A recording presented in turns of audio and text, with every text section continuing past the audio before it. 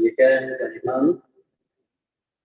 apabila ahli jawatan kuasa masjid, tuan-tuan rahmat Allah SWT, alhamdulillah, syukurillah. Kita bersyukur kepada Allah SWT dengan malam ini, alhamdulillah. Dari kehidupan sekali lagi kepada Allah SWT untuk kita sama-sama menyambung pengajian kita daripada kitab Muzakkirat fi Maqasid Asy-Syariah. Okey, ini tak tebal sangat.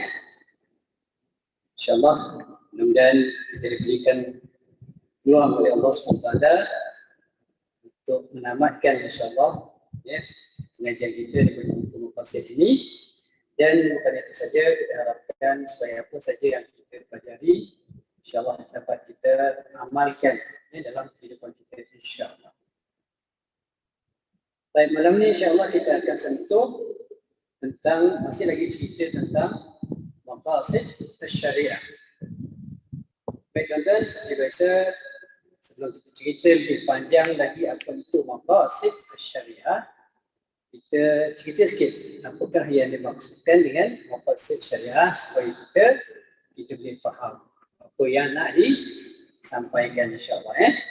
Baik, Maqasid Asy-Syariah secara umumnya bolehlah disebutkan sebagai tujuan ataupun matlamat ya, ataupun objektif ataupun rahsia ya, setiap pensyariatan hukum hakam. Sebagai contohnya, Allah Ta'ala suruh kita solat. Okey, apa dia maqasid solat? Apa dia matlamat solat itu? Apa kebaikan dia? Apa rahsia dia? Okey, rahsia dia antaranya ialah bila kita solat, ya, dia akan ada kekuatan untuk kita tinggalkan benda-benda maksiat. Sebagai contoh. Okay. Kemudian kita tengok pula zakat. Kenapa Allah Ta'ala wajibkan zakat? Zakat ni bila kita bagi maka dia boleh meringankan beban orang yang susah. Okay. Bila orang susah dibantu maka mereka tidak adalah sifat dengki, iri hati, marah, tak happy dengan orang kaya. Jadi hubungan jadi baik, maka hilanglah. Maksudnya tidak adalah perseteruan di antara mereka sebagai contoh. Ya. Kemudian kita tengok pula kenapa Allah Ta'ala haramkan riba. Contohnya, walaupun riba itu pada zahirnya boleh menguntungkan ya, bank kenakan riba. Bilion setahun untuk bank riba. Janganlah bank yang ada hari ini yang masih lagi bersandarkan kepada riba. Okay, kita pinjam, dia orang charge kita beberapa persen ya, daripada jumlah pinjaman kita. Maka bank boleh untung berbilion setahun, tuan-tuan. Kaya bank ni. Kaya daripada sumber yang diharamkan oleh Allah Subhanahu Wa Taala, unsur riba. Okay, kenapa riba ini diharamkan? Riba ini secara umumnya adalah satu bentuk kezaliman. Apa tak zalim tuan-tuan? Kita pinjam, kita nak rumah. Contohnya kan, kita nak rumah, jadi kita paksa nak pinjam. Duit cash tak ada. Kita pun pergilah kat bank. Okay. Orang bank tengok, tengok slip salary kita, tengok sumber pendapatan kita, layak, encik layak untuk buat pinjaman sebanyak katalah 300,000. Okay. Bila dapat 300,000, okey gini encik, encik pinjam 300,000, kita charge encik keuntungan lah. Kita ambil bayar interest 3% setahun. Ya, 3% setahun daripada 300,000, bayar setahun bunga saja tuan-tuan 9,000. Sebab jumlah besar 300,000, 3%, 9,000 bayar bunga saja tuan-tuan. Ini kalau kita bayar sebulan 3,000 lah, kata ini besar sangat. Ya, kalau kita ambil pinjaman katalah 30 tahun, mungkinlah kita bayar 1,000. Ya, bayar 1,000 tuan-tuan. Sekarang ni PLR naik tuan-tuan, rate naik.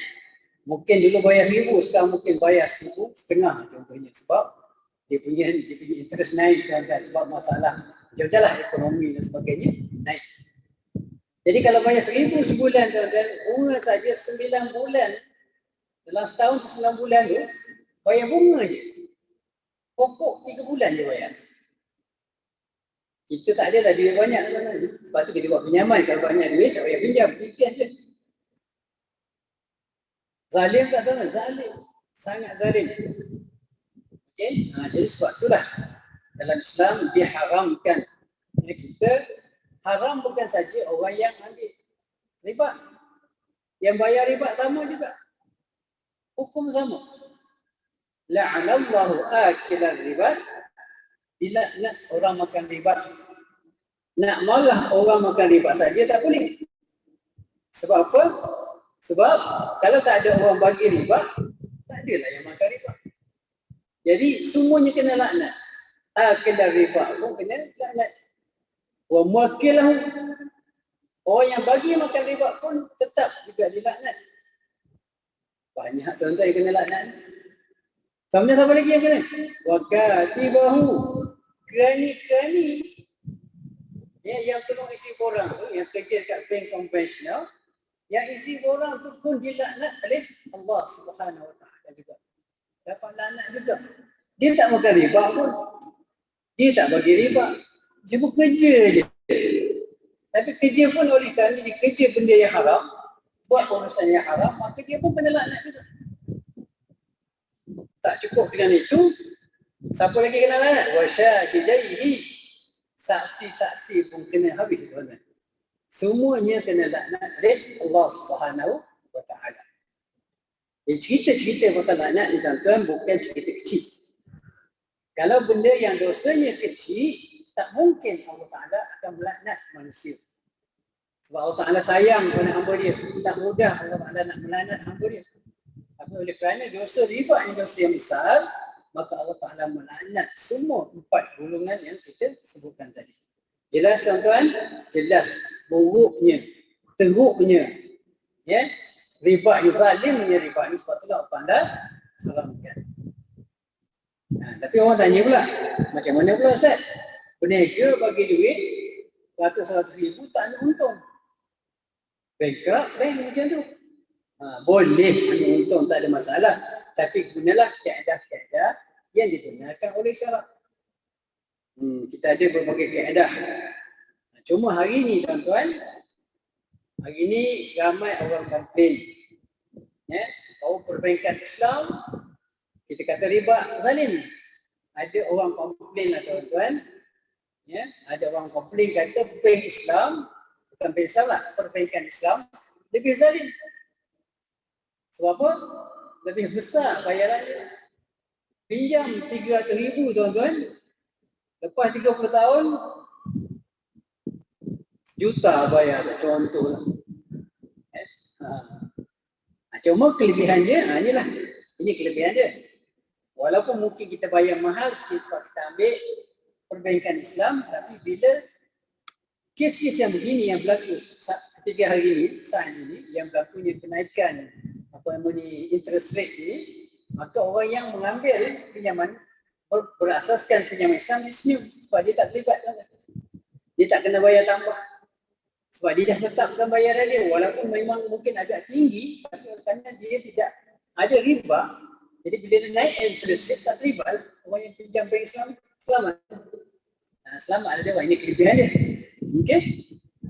Cuma kita harapkanlah pihak-pihak yang bertanggungjawab, ya, dalam perbankan Islam supaya memasukkan unsur-unsur ruhi. Kena masuk unsur-unsur ruhi dalam sistem perbankan Islam. Unsur ruhi itu maksudnya apa dia tuan-tuan?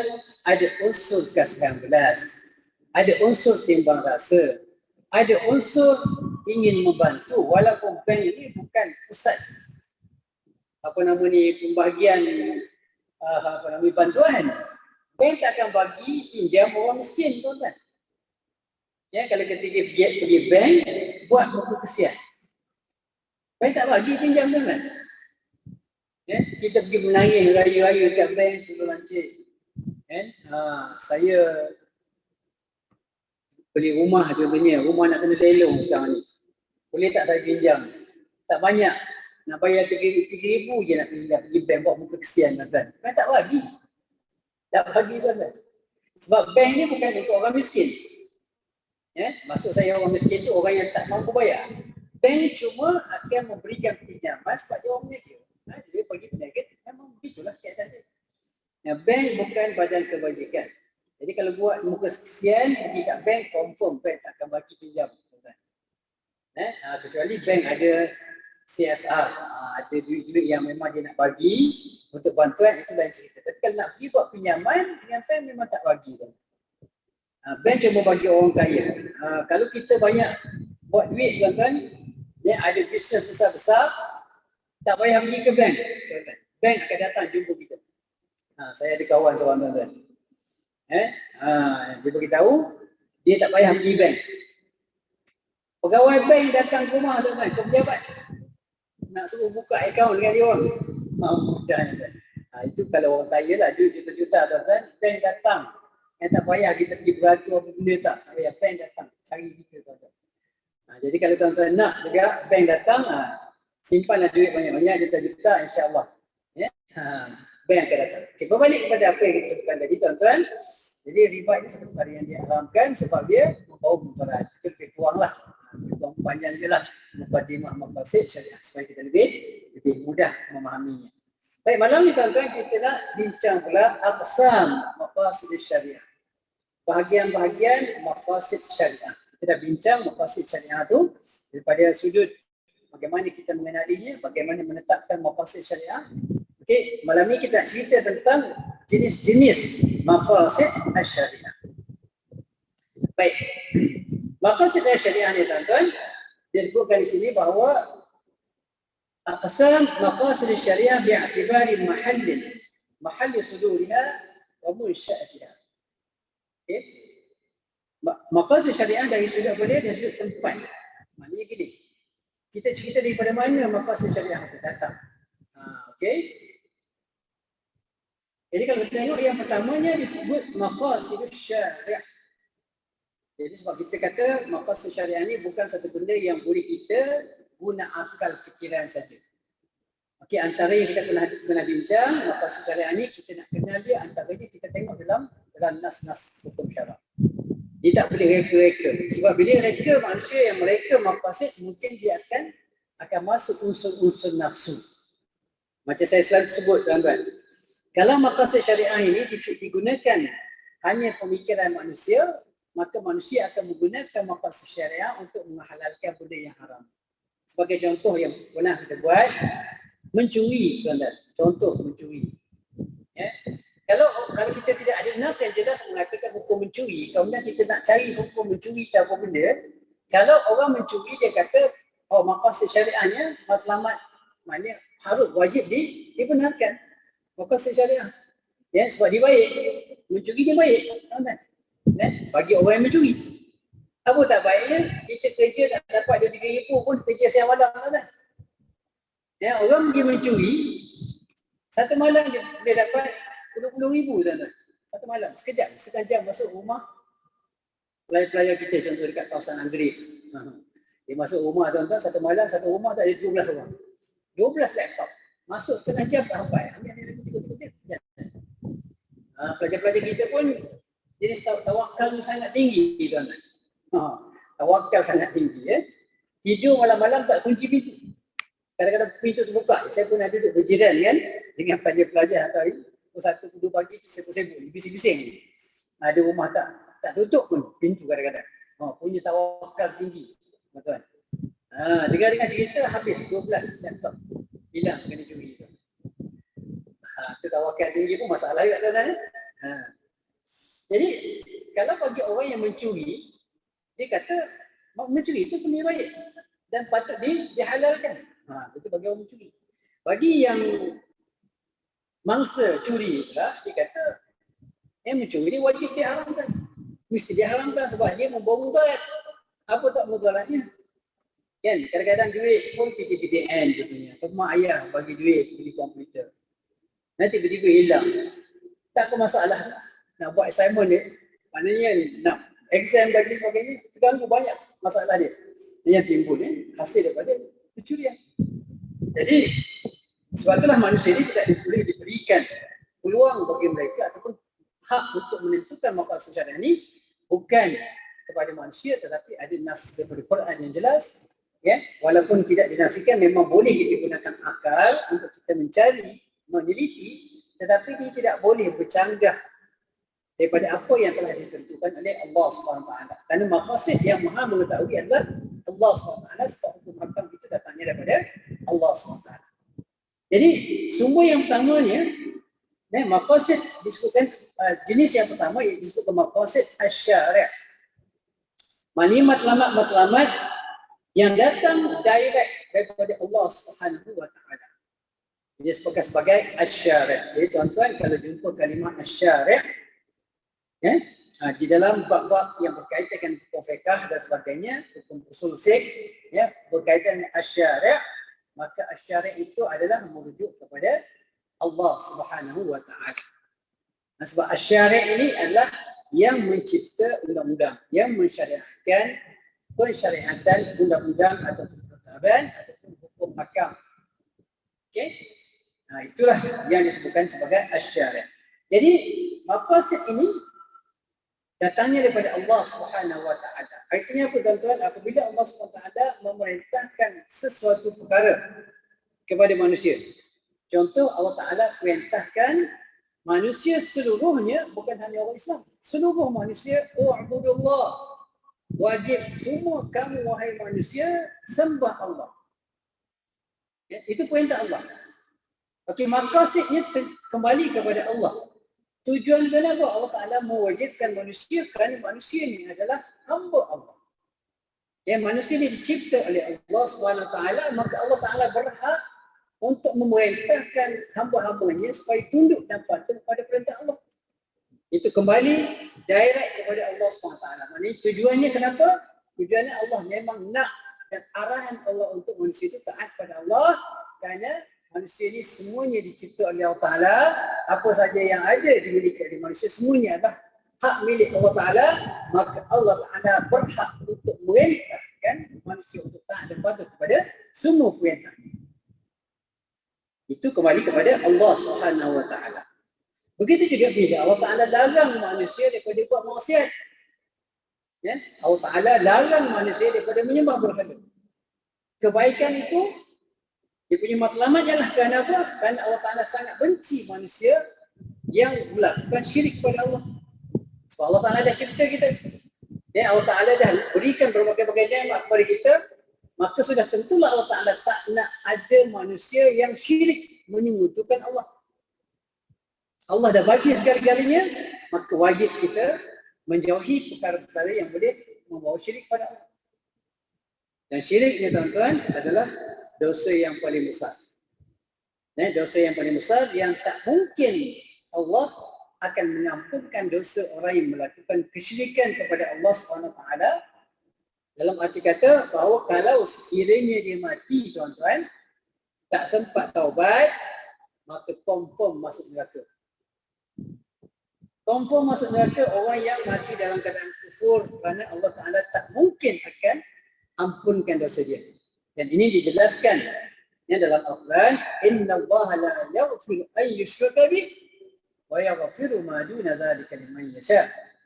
Allah Ta'ala tidak akan mengampunkan dosa orang yang melakukan syirik kepadanya, akan tetapi Allah Ta'ala akan mengampunkan dosa selain daripada syirik. Jadi bila kita kata maqasid asy-syari' itu, maqasid maknanya adalah tujuan kenapa Allah Ta'ala perintahkan manusia dengan sesuatu perintah dan melarang manusia daripada melakukan sesuatu perkara, dan tujuannya adalah tujuan yang baik. Tujuan yang baik dan manfaat itu bukan pergi kepada Allah. Allah Ta'ala suruh manusia taat pada Allah Ta'ala, mana Allah Ta'ala tak terjejas pun. Kalau seluruh manusia ni kufur kepada Allah Ta'ala, kebesaran Allah tetap tidak terjejas. Allah Ta'ala tetap maha besar. Tak menjejaskan kuasa Allah Ta'ala pun. Tak mengurangkan apa yang Allah Ta'ala miliki pun. Walaupun seluruh manusia ni kufur. Tak ada seorang pun yang beriman. Dalam dunia ni, semua kufur berapa? Kafir berapa? Contoh. Tak jejas apa pun. Allah Ta'ala tak rugi apa pun. Yang rugi adalah manusia. Sama juga tuan-tuan. Kalau semua manusia yang beriman kepada Allah Ta'ala, dia tak mengangkat pun kedudukan Allah Ta'ala. Sebab Allah Ta'ala tak maha tinggi. Tak akan bertambah lebih tinggi Allah Ta'ala kerana manusia semua beriman. Tidak. Tak ada apa kesan kepada Allah Ta'ala. Tapi Allah Ta'ala perintahkan manusia supaya tunduk pada dia punya kebaikan itu kembali kepada manusia. Ya. Bila manusia tunduk pada Allah Ta'ala, beriman kepada Allah Ta'ala, Allah Ta'ala bagi ganjaran pahala. Siapa yang bermanfaat? Manusia juga yang bermanfaat. Bila Allah Ta'ala larang manusia daripada melakukan kufran, jangan menyembah berhala, ya, jangan menyembah tokoh, jangan menyembah manusia dan sebagainya. Kalau manusia tinggalkan, manusia dia beriman, selamatlah manusia itu daripada azab Allah. Allah perintah bukan untuk Allah SWT tak, tetapi adalah untuk hamba. Walaupun kita nampak maqasid itu berbentuk maknanya kembali kepada Allah Ta'ala, tetapi bukan manfaatnya kembali kepada Allah. Manfaatnya tetap kembali kepada manusia. Okay? Jadi matlamat segala-gala yang Allah Ta'ala perintahkan, ya, adalah untuk apa dia? Tujuan yang utamanya ialah jalbul masalih. Walaupun pada zahirnya kita kadang-kadang tak nampak. Sebab itulah hari ini tuan-tuan, ramai orang tidak beriman kepada Allah Ta'ala. Kerana orang beriman kadang-kadang dia tak dapat menunjukkan contoh yang baik. Sebab itulah hari ini tuan-tuan, kadang-kadang kita tengok sedih juga. Dekat Malaysia ni, kalau kita nak tengok orang yang masuk Islam tak ramai tuan-tuan, berbanding dengan orang-orang di luar negara. Dekat UK, US, lebih ramai orang memeluk Islam berbanding dengan kita di Malaysia ni tuan-tuan. Kenapa? Antara sebab, ya, berdasarkan pada kita punya kajian lah, beberapa kajian yang dibuat, ya, antara sebab kenapa, ya, tak ramai orang yang bukan Islam memeluk Islam kerana mereka tak nampak kehebatan orang Islam. Ya, mereka tak nampak. Islam itu tak nampak di kalangan orang Islam. Ya. Orang Islam semayang tak? Contohnya. Islam tak semayang kan? Dia berkawan dengan kawan-kawan Islam. Tapi orang Islam tak semayang pun. Contohnya. Orang Islam tapi minum arak sama juga macam dia orang. Contoh tuan-tuan, ini berlaku. Ya, sedangkan mereka berkawan dengan orang Melayu, orang Islam ni supaya dia nak tengok Islam tu macam mana cantik. Tak nampak Islam pada orang Islam. Orang Islam lakukan zina. Yang tak Islam berzina, yang Islam berzina. So apa beza dia? Ya? Ditambah pula orang Islam ni kebanyakannya orang Melayu, kebanyakan Islam susah-susah lagi tuan-tuan. Yang kaya tak ramai, yang sesaknya ramai, yang susahnya ramai. Yang berkelahi sama dia tuan-tuan. Yang banyak kelahi kita juga orang Islam. So di mana contoh yang kita nak bawa? Nak bagi kepada orang yang Islam ni? Dan sebagai tanda bahawa Islam agama yang hebat, dia dapat dilihat melalui penganut dia. Kecualilah orang yang memang mengkaji Islam itu. Barulah dia nampak. Jadi dia nampak, oh, yang dia kata tak boleh. Ya, tak boleh tengok orang Islam untuk masuk Islam. Tak boleh. Ya, sebab kadang-kadang Islam itu, nilai-nilai Islam itu tuan-tuan lebih banyak ada di negara yang bukan Islam. Sebab itu dia orang kata antara negara-negara yang paling Islamik antaranya ialah Finland. Antaranya tuan-tuan. Sebelah-sebelah sana. Islamik itu dah sebab apa? Nilai-nilai Islam ada kat sana. Bersihnya tuan-tuan, jauh daripada rasuahnya, peraturannya, disiplinnya, mana pengajian anak-anaknya, semuanya bagus tuan-tuan. Sedangkan benda itu sepatutnya ada di negara Islam, tapi tak ada kat negara Islam. Saya ada peluang tuan-tuan belajar dekat UK, tuan-tuan. Orang putih, arwah ayah risau. Bagaimana dia kata, pergi belajar agama tempat dengan orang putih. Risau arwah ayah. Dia kata ginilah, ayah. Pergi ni semata-mata untuk dapat kelulusan. Sebab masa tu kalau dekat diceritakan, kalau orang pergi Azhar, sebab saya degree dekat Azhar, masa tu orang nak ambil master pun ambil 5-6 tahun, master saja. Nak boleh siap payah dekat Azhar. Kalau PhD sampai 10 tahun pun tak habis. Jadi bila saya kerja dekat UIA perintahkan, arahkan saya pergi kat UK atau US. Ingat lagi arwah Datuk Muhammad Saidun. Masa tu dia timbalan dekan bahagian akademik, dia kata kau pergi belajar dapatkan CJ je, itu penting. Lepas tu balik kau belajarlah, carilah ilmu.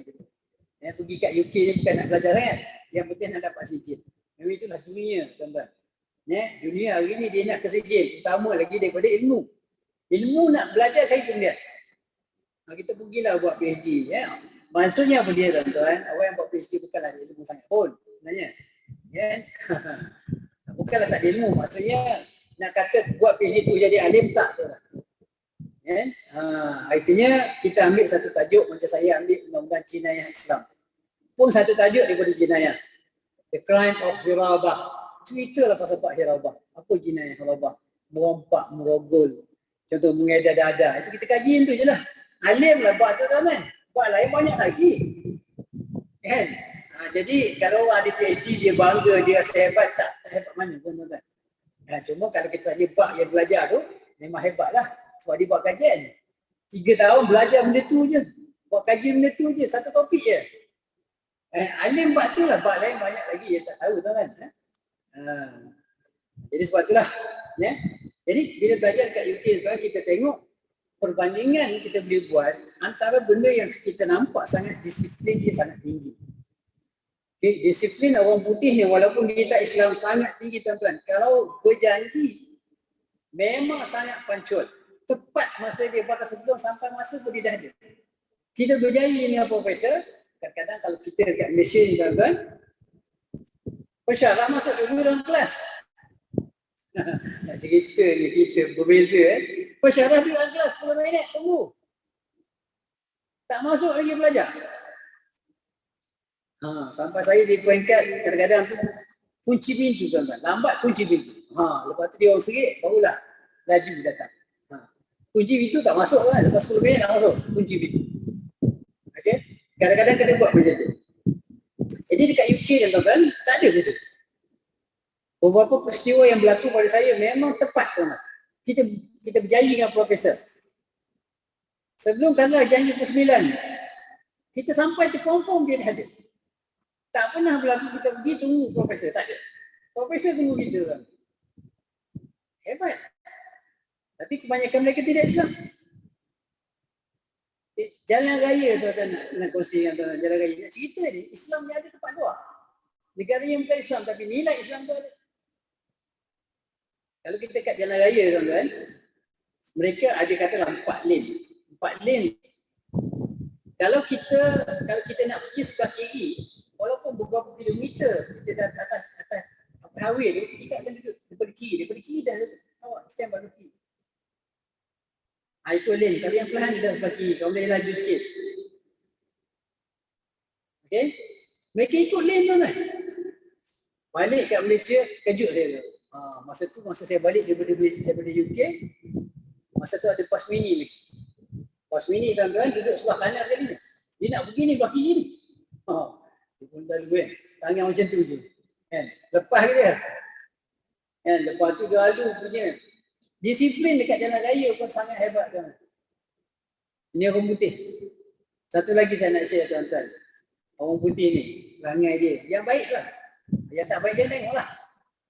Kalau kita buka pintu tuan-tuan, dekat universiti kita kadang-kadang, pelajar duduk kat depan, dia buka pintu tutup sendiri kan. Dia tak kisah siapa kat belakang dia. Lecturer ke siapa, dia tak kisah lepas kan. Dekat UK tuan-tuan, sebab dia ada musim sejuk kadang-kadang, pintu dia akan tutup sendiri. Dia tahu nak dia memang ada macam spring. Kalau profesor kat depan, dia lalu, dia pegang pintu sehingga nak ada orang datang sambut pintu. Oh dia lepas. Profesor tu. Kita pelajar tak buat macam tu. Walaupun ada profesor kat belakang, dia tak buat. Ini nak cerita je disiplin je tuan-tuan. Tapi disiplin ni kurang ada. Kurang ada dekat negara Islam. Sebab itulah antara sebabnya kenapa orang yang bukan Islam hari ni payah nak perlu Islam tuan-tuan. Dia tengok bukti tak cukup kuat untuk mengajak dia memilih Islam, untuk meyakinkan dia bahawa Islam adalah agama yang terbaik. Ekonomi kita lemah. Kan? Pengajian kita, pelajar-pelajar kita pun tak bersungguh sangat. Kalau tengok ekonomi memang macam saya buat tadi, perniagaan semua dia orang yang kontrol. Kebanyakan pergilah mana-mana. Ya. Kalau raya Cina tu panjang sikit susah itu tuan-tuan. Kedai tutup. Kedai tutup lama. Chinese New Year 1 week cuti. Sesak kita tuan-tuan. Nak cari beras pun tak jumpa. Nampak? Kita orang Islam banyak bergantung kepada orang yang bukan Islam. Sepatutnya Islam itu ya'lu wa la yu'la alaih. Islam itu tinggi dan tidak ada yang lebih tinggi daripada Islam. Dan sepatutnya umat Islam juga lebih tinggi daripada umat yang lain. Tapi dia tidak berlaku. Nah, itulah dia antara sebabnya kenapa hari ini tak ramai Allah nak urus saja tak terpikat dengan Islam. Tak nampak keidean Islam. Kecuali lah mereka yang memang mengkaji. Kalau orang mengkaji memang jumpa lah tuan-tuan.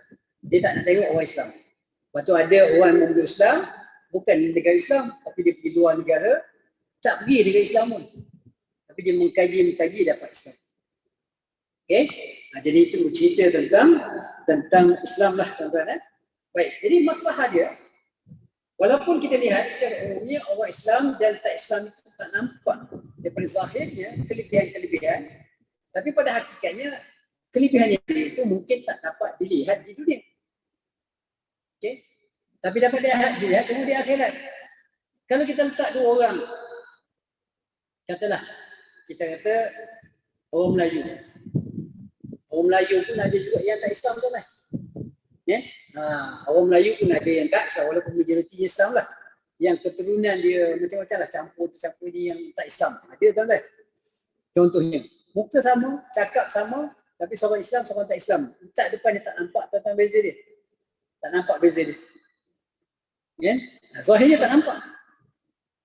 Jadi, bila Allah perintahkan kita untuk memeluk Islam, perintahkan semua manusia untuk tunduk dan patuh pada perintah Allah SWT, walaupun kita lihat tak nampak perbezaannya, tapi hakikatnya kebaikan itu kembali kepada manusia.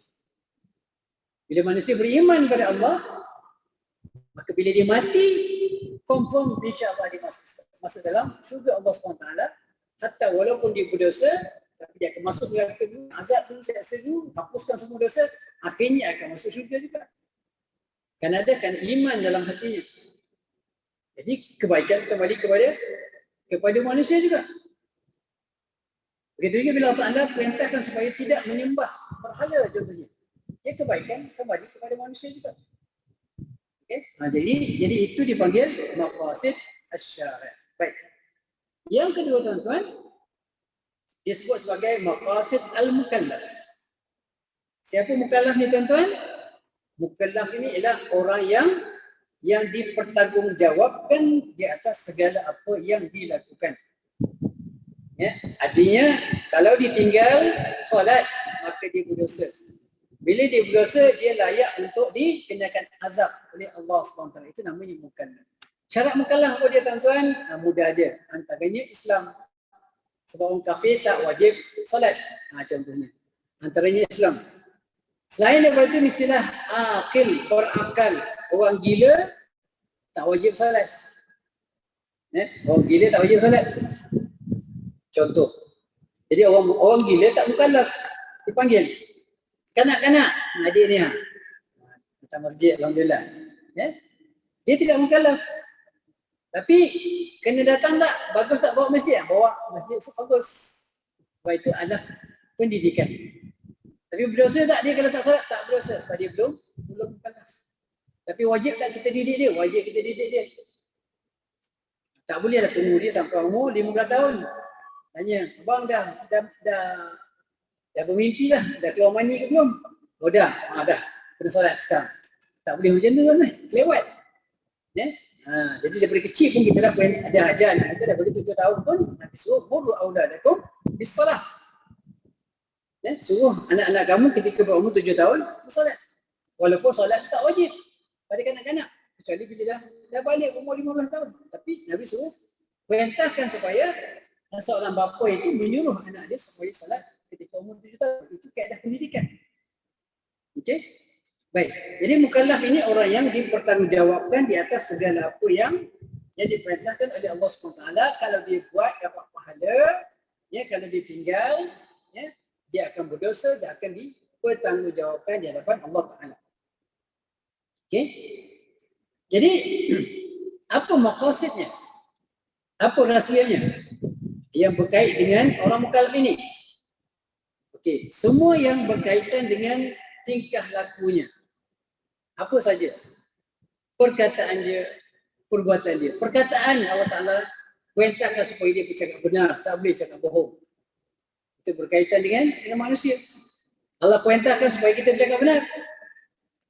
Sama juga i'tiqad, keyakinan, kepercayaan, keimanan pun kebaikannya kepada manusia. Apa kebaikan kepada manusia? Beriman. Kalau akhirat memang jelas. Apa kebaikannya yang kita dapat? Ini kita boleh tengok sendirilah tuan-tuan. Kita sendiri orang yang beriman, orang yang Islam, yang dah lama kita Islam, sejak lahir kita dah Islam. Apa kebaikan yang kita dapat sebagai seorang Islam? Itulah maqasid dia kata. Yang kita dapat. Ya. Dia kadang-kadang tuan-tuan, orang yang memeluk Islam, kadang-kadang kita tengok dia punya keyakinan dia kepada agama Islam jauh lebih hebat daripada orang yang dah lama masuk Islam. Okey, ini berdasarkan kepada beberapa pemerhatian lah. Okey. Sebab apa tuan-tuan? Sebab kita orang Islam ni tuan-tuan dilahirkan sebagai Islam tanpa kita ada banyak usaha. Ya, tak banyak usaha kita buat. Daripada kita mula lahir, kita lahir Islam. Ayah kita azankan kita, ayah kita qamatkan kita bila mula lahir. Maka membesar kita dalam keluarga Islam. Kecil lagi, masa baby lagi, tengok adiknya datang ke masjid daripada kecil lagi. Tanpa diminta. Kan? Jadi bila kita membesar dalam keadaan mudah tuan-tuan, Islam itu jadi tidak begitu kita sayang. Dan ini berlaku. Ini berlaku tuan-tuan. Orang kata ibaratnya benda free. Ya? Benda free ni tuan-tuan, dia tak sama dengan barang yang kita usaha nak dapat. Orang kerja. Kalau macam saya dulu kat kampung, ingat tuan-tuan, masa kecil-kecil. Mak ayah bawa pergi menawih getah tu kat kampung. Menawih getah kecil-kecil lagi, sekolah rendah tu. Tapi jam 5 jam 6 dah belajar tu, menawih. Nak dapat RM1, RM2 tu Masya Allah payah. Lepas tu kena diarahkan. Kita memang tak nak lah diarahkan. Mak ayah perintahkan, suruh. Pergi kutip, ketepuk. Ketepuk tak. Getah buku tu, getah buku. Getah buku. Mangkuk getah ni, getah yang disimpan tadi ketahui getah masuk dalam mangkuk tu, simpan 2-3 hari sampai dia beku, kutip tuan-tuan. Dengan tangan dia bukan ada pasang tangan tuan-tuan. Kutip. Dia punya aroma dia Masya Allah lah. Dan basuh dengan sabun, dengan air limau. 2-3 hari tu, bau duit dia. Bau duit lah. Tuan-tuan nak cerita. Susah dapat duit. Bila susah tuan-tuan, kita nak belanja sikit pun, kita rasa ya Allah, sayangnya. Sebab apa? Sebab dapat duit tu dalam keadaan yang sangat payah. Tapi hari ni tuan-tuan, duit-duit. Kita tengok kat rumah kalau duit sini 10, 20 sen, 30 sen atas lantai. Tak ada waktu liur pun nak ambil. Budak-budak. Kan? Sebab mana free? Mana senang? Nak pergi sekolah, mak ayah bagi duit. Bakal lah pasal minta, nak duit bagi, nak duit senang. Bila benda senang ni, kadang-kadang kita tak menghargai. Ya? Sama juga dengan Islam kita. Islam kita dapat free. Siapa pernah berhadapan dengan satu cabaran yang sangat dahsyat kerana iman? Saya sendiri tak ada tuan-tuan. Tak terjabar pun iman kita. Kecuali dengan maksiat lah. Maksiat mungkin itu cabaran, tapi nak jadi Islam tu. Nak dapat Islam tu, lepas Islam ada tak kena pukul? Tak ada. Ada tak kena marah masa Islam? Tak ada. Ada kena maki? Ada kena pulau? Tak ada tuan-tuan. Sejak daripada mula kita lahir sampai umur sekarang dah kat pension, tak ada lagi marah masa Islam. Adalah sikit dekat TikTok orang kata, sikit-sikit lah orang non-Muslim kata itu tak ada apa, kecawaran pun tak nampak pun tak kenal pun dia. Tapi orang yang bukan Islam tuan-tuan, kita tengoklah dekat video macam mana mereka berhijrah. Dahsyat kan? Mereka mencari Islam. Daripada agama satu agama masuk, tengok, cari kebenaran. Mana kat agama yang benar? Cari. Masuk agama Buddha, tengok. Tak kena. Tak dengar dengan jiwa dia. Masuk lagi agama Kristian, tengok. Pun tak bercanggah juga. Kan? Lepas tu akhirnya jadi ateis. Tak percaya Tuhan tak percaya langsung. Ada. Bertahun-tahun kadang-kadang. Akhirnya jumpa dengan Islam. Cari tuan-tuan. Cari iman. Okey, azan tuan-tuan. Kita lihat sebentar. Memberi laluan tuan-tuan. InsyaAllah, tambah mati sikit.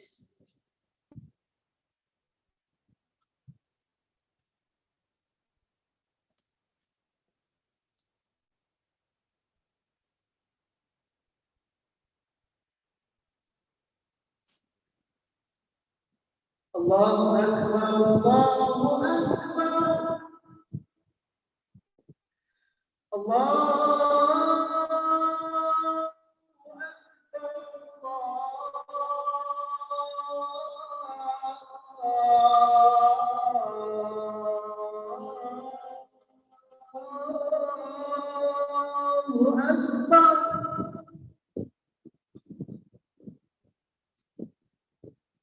أشهد أن لا إله إلا الله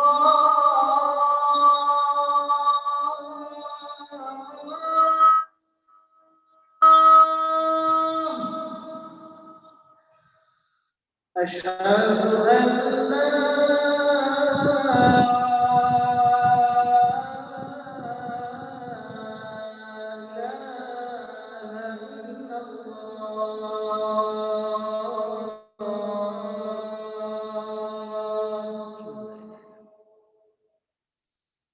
أشهد أن محمدا رسول الله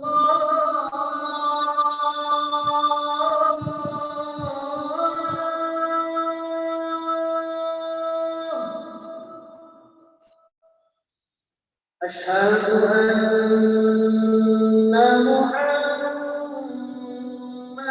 رسول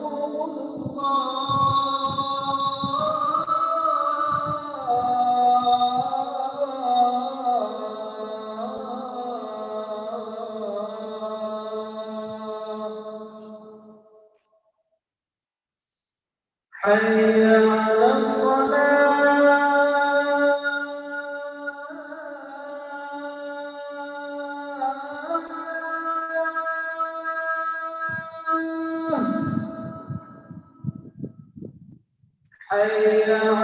حي على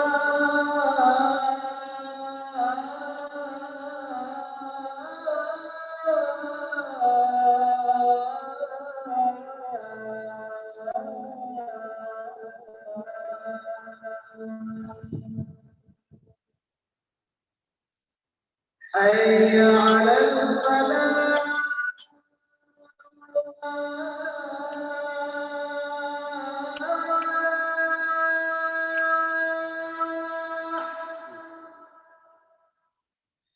حي على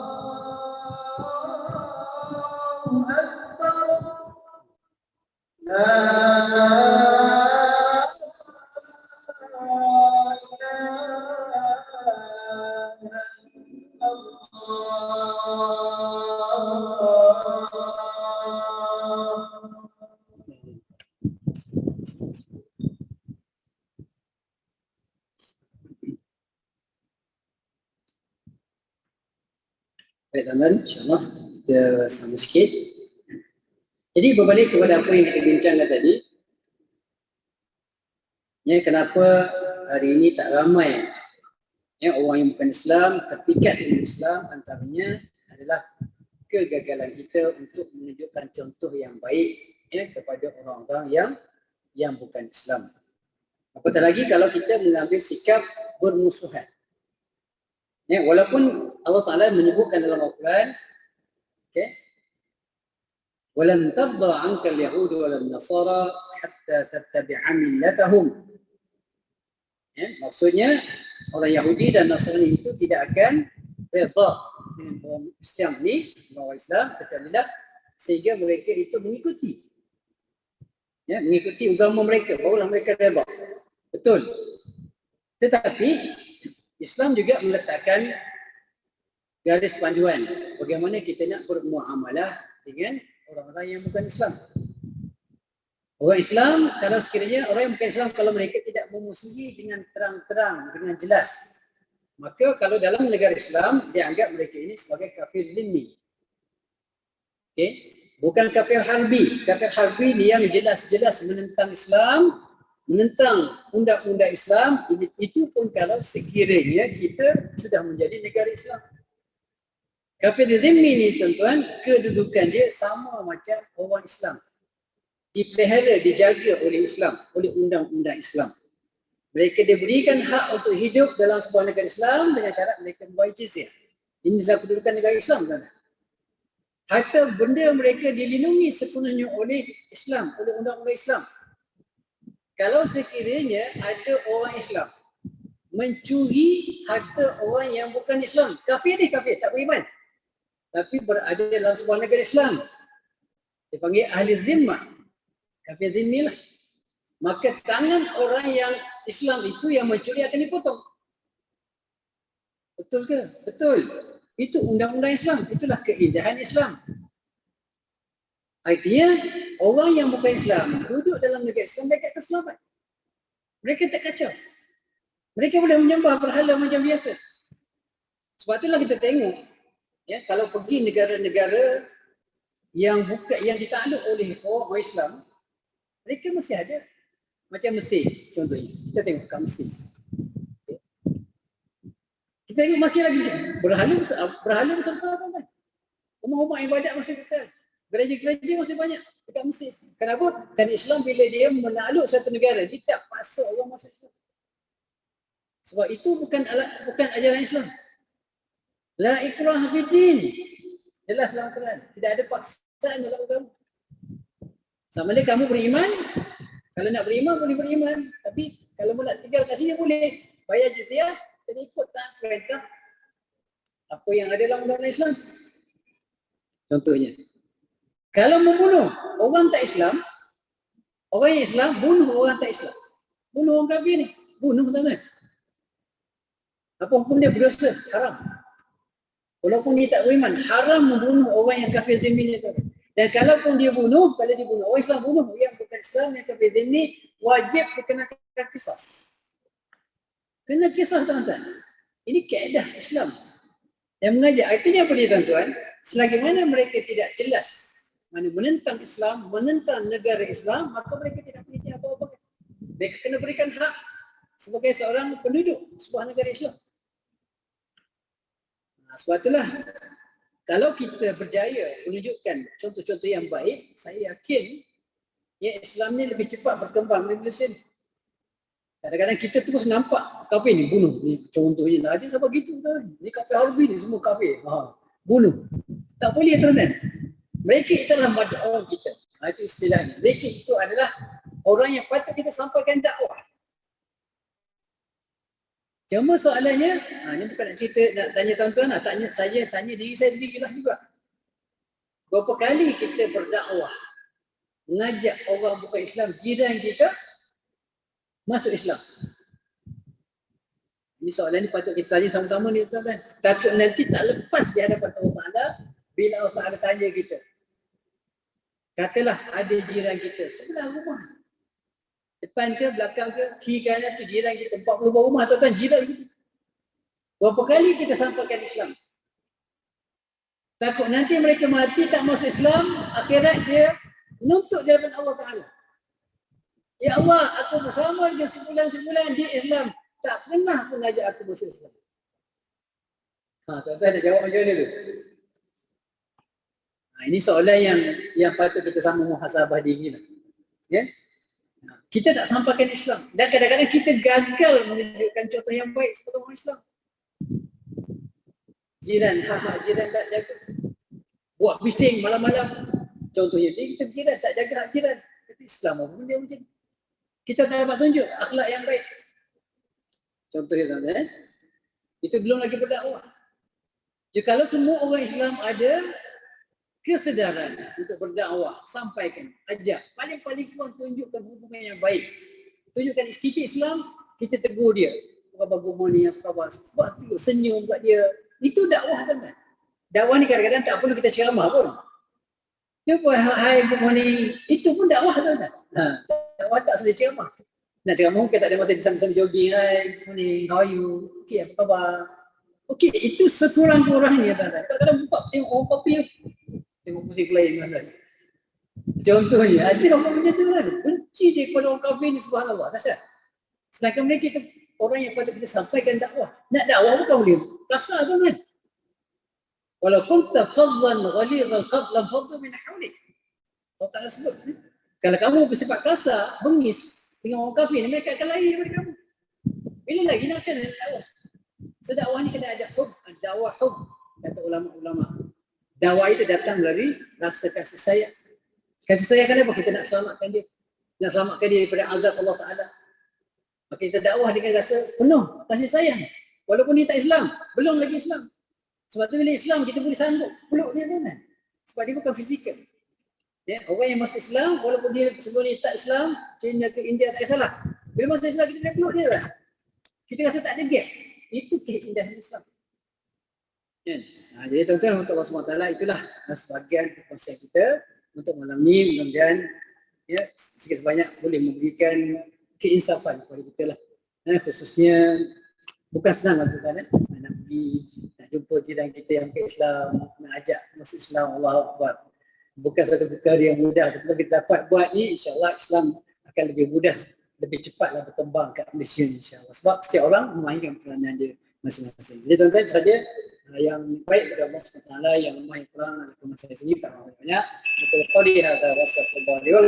Wassalamualaikum warahmatullahi wabarakatuh.